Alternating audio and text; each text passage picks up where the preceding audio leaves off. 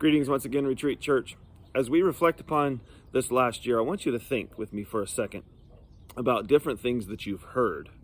Maybe you've heard about your friends, your loved ones, maybe what you've heard about the current conditions that we're dealing with in our society today. Perhaps you've heard a lot of things about God. Perhaps you've heard a lot of things about a lot of things because so many people are talking. In fact, everyone seems to have some sort of message or word or announcement or perspective that they want heard. It seems like society is just screaming to be heard.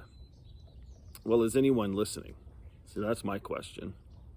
Are you so busy trying to share your perspective, tell your story, make your point, get people to agree with you?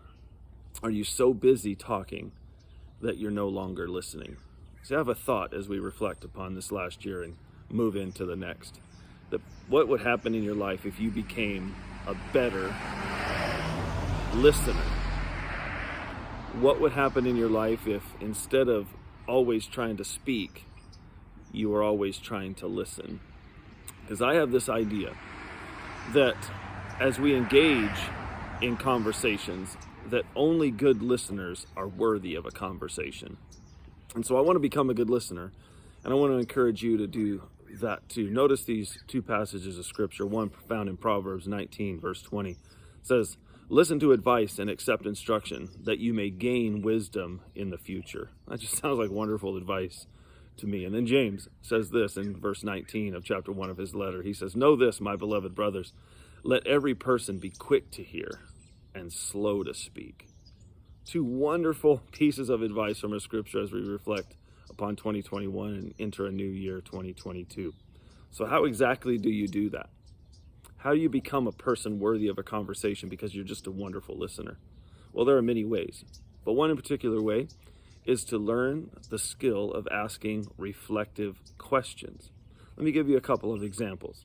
First of all, if you're telling me a story, if you're trying to make a point, if you're sharing your perspective with me, perhaps I should ask you, well, what do you mean by specific points? What do you mean by the use of certain words? What do you mean by what you know and what you think? Help me understand a little bit more about how you've come to the conclusions that you've come to. What about another question reflectively that could be asked is this: what is your suggestion? So if you're telling me something, if you're announcing some problem, if you're talking about some difficult situation, perhaps I should ask you what you think we should do. Maybe even if you come to me with a complaint, maybe about me personally, or you have some sort of concern about the church that I pastor. So if you have a problem, maybe I should ask you, what's your suggestion? What's your solution? What are some more of your thoughts? What has shaped your perspective? How does that make you feel? What do you want to do about it? See, those kinds of questions make us good listeners. Those kinds of questions draw out from people thoughts behind their words, emotions behind their words, experiences behind their words.